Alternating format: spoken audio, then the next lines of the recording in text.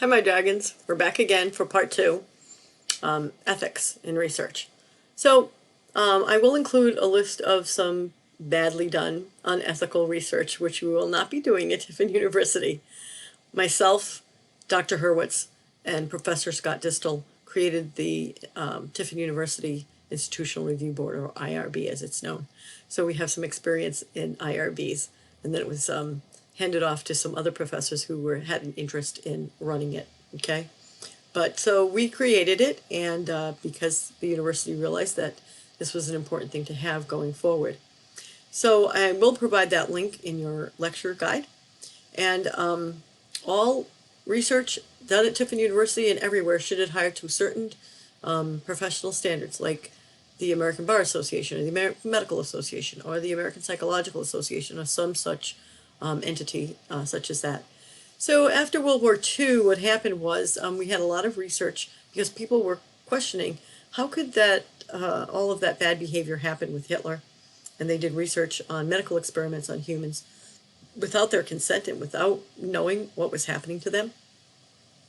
And during the trial at Nuremberg, they established guidelines that all entities, agencies, and research agencies had to adhere to when they did research.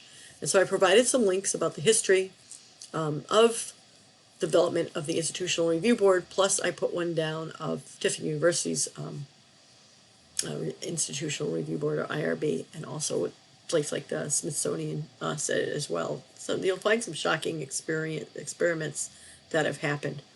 You'll get a good idea of how that goes from there. So basically, the things that you have to know when you're doing research. First of all, the research has to be ethical. So you have your idea for conducting research, and that has to be proposed to the IRB. The IRB is a committee, and they have a lot of different people on the committee. They have the head of the committee, and then they have people from different areas. So you'd have arts and sciences, criminal justice, and business. You'd have someone from the community. You'd have someone from another institution to review everybody's research. And so the research that you propose has to pass that board. You have to get the go-ahead, the green light from the IRB before you can start your research. So you may be thinking, look at Tiffin University has so many students that are involved in research. Is it really difficult to get things through the IRB? And the answer to that is absolutely. So whenever I do research in the fall or in the spring, see, everybody has to do research, and we only have 15 weeks to do it. Plus, we have the Tiffin University Research Conference, which you are all invited to participate.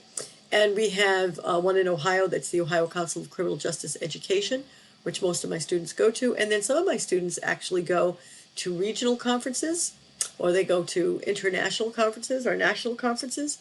And they really enjoy that, and it looks great on a resume. Like, everybody wants to hire researchers. So yeah, if you have the inkling of doing that, give me a shout out or talk to your professor, and they'll hook you up. And it's really a great time. It's really, really good. So the very first thing you have to know in research is just like the Hippocratic Oath. First, do no harm. Don't harm anyone in your research. That's a big no-no, okay?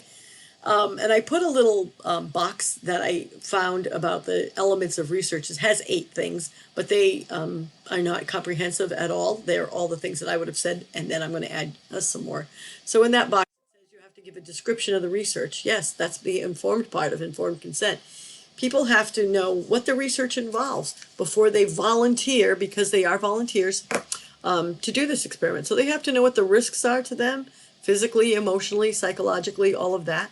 And what the benefits could be for the research, okay? They have to be presented with alternatives. If they say, I'm not comfortable with this particular thing, I want to help you, but I don't like this particular thing, can we skip this part of it or whatever? And you guys have to negotiate that to both parties, but especially the subject's approval. You have to do confidentiality or anonymity, okay? So the subject cannot be identified in any way by their name or their college number or anything like that. No information.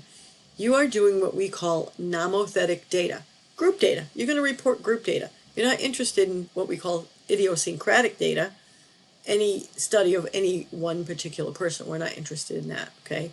And especially don't want to know who that person is, because that would be unethical, okay?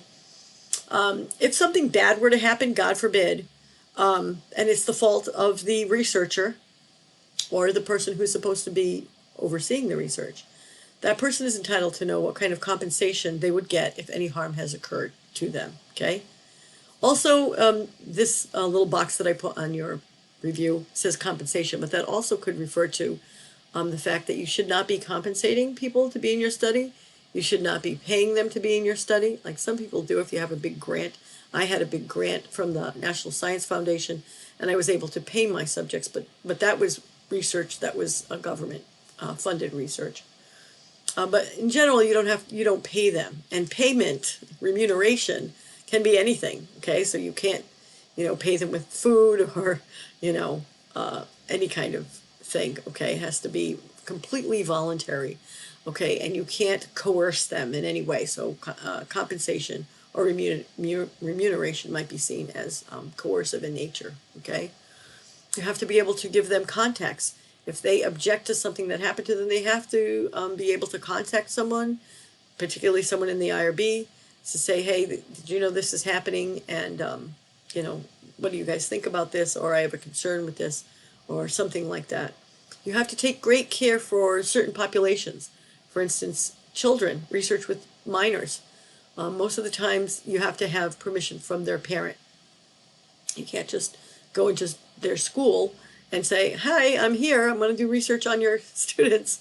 Okay, usually that has to be set up with not only the teacher of the class, but the principal and probably the school board, okay? Same true for people with special needs, disabilities, elderly, prisoners, those kinds of things. So you have to be careful and make sure you cross your T's and dot your I's when you're getting permission, okay? And they have to be able to withdraw at any time during the study. So if there's something that happens in the study, you have a trigger in there and you didn't realize it was a trigger, and then the person becomes very upset and says, that's it, I'm done, I want to leave, you have to let them leave. And you have to destroy their data right in front of them, okay? That's part of it, okay? You have to make an offer of a copy of the research and the results of that research upon request, okay? So just make it known that, if they're interested, they can get that, okay? And you must conform to an agency or an association code of ethics, the American Psychological Association, the American Medical Association, Association of Counseling and Development, whatever happens to be, okay? So those are really interesting things that you have to do and make sure that your research is above board. Also, there's a difference between confidentiality and anonymity. Confidentiality is you're keeping their secrets, and anonymity is you can't identify them. So you give people pseudonyms or numbers. This is patient 1, patient 2, patient 3, and then another person actually is responsible for running that data, and they don't know who person 1 is or person 2 is or person 3 is. Those are called blind studies or double-blind studies, and no one knows who they are. They're separated from their information, okay? You have to give them a consent form, so you give the information verbally, and you explain it to them, and then there's a form that they sign with it all on there again, and they acknowledge by signature that they understand every single thing that they're saying. You cannot keep the consent forms with the data that you obtain. So if you're doing a questionnaire, especially a questionnaire that's very sensitive, like you're asking someone about drug use or sexual behavior or something like that, usually the IRB will look very carefully at those types of requests for research because they want to make sure that you're exercising a high standard of care. And they will make sure that you're not putting the consent forms with their names on it to be kept with their data to identify them. So you have to be completely anonymous with that. Other issues that are important in research: don't plagiarize. Don't take credit for someone else's work. Make sure you cite everything, even if you think, oh my God, all I'm doing is citing. Cite it anyway. Better that you cite it and you give credit where credit's due than you forget.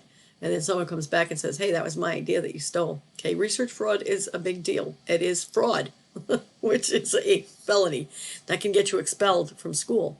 And that would be the very least of your problems because it is a felony. So plagiarism, Not good. And if you fail a course because of plagiarism, on your transcript forever and ever and ever, you will have an F with an X. And other universities will know what that FX means. So you don't want to be caught doing that. And if you have even the slightest doubt about whether to, cite something, ask your professor. Always. You must be able to write up your data and to present it. And don't misrepresent the data. Stick to the data and only what the data says. Don't go on big generalizations about what this means for humanity and it will transform the world. It's just an experiment. Relax, okay? So don't misrepresent the data as something more than what it is. On the other hand, you don't want to underrepresent the data, okay? So when you're saying, oh, wow, look at that, my data, I can split the atom. There's a lot of implications for that, okay? So you want to make sure that you note all the implications of the results of your data. Don't oversell it and don't undersell it. Sell it, stick to the data, okay? Your role is that you have to be dispassionate. You cannot be on one side or the other when it comes to reporting your data, okay? You have to report all of your findings, the good findings, the bad findings. If your data is, if you're doing research and you are funded by, let's say you're funded by the Beef Ranchers Association, they want to show how good beef is for you, and you find out in your research that if you eat a lot of beef, you're going to have high cholesterol. You have a duty to report that, regardless of your funding source. And I just picked on the Cattlemen's Association. It could be anything, okay? Regardless of your funding source, you have to report all of the data. The ultimate responsibility for research is with the researcher, with you, okay? So, and me, of course, or whoever your professor is, and your university, people who are overseeing your research. But yeah, the ultimate responsibility, you have to really look at that because, a lot of people could be held liable for unethical research, and you definitely don't want that. You have a duty to protect your subjects, a duty to warn them of something that could go bad, and remember at all times, you work for the field, not for any particular employer or funding source. You work for the field, whatever your field must be, whatever your field is, you work for that field and the betterment of that field. So do your research with integrity. If you have any questions at all, always talk to your professor and make sure things are ethically sound. So that's the ethics lecture and your first steps in research. If you have any questions, again, what are you going to do? Call your professor. So I hope you enjoyed that, and remember, it's a great day to be a dragon. See you next week.